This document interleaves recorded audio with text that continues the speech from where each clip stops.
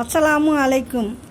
உனக்கு தரப்படும் முக்கியத்துவம் குறையும் போது முற்றிலும் நீயாகவே விலகிவிடுவது உனக்கு மரியாதை.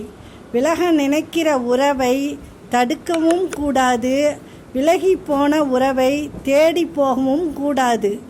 உன் கஷ்டத்தில் அடுத்தவன் தூக்கி விடுவான் என்று நம்பிவிடாதே. இங்கு உன்னை தவிர மற்றவரெல்லாம் நீ பிரகாசிப்பதை பொறுத்து உன்னை சுற்றி இருக்கும் நிழல். உன்னை சிலர் ஒரு அடி தள்ளி வைத்தால் நீ அவர்களை 10 அடி தள்ளி வைக்க கற்றுக்கொள்.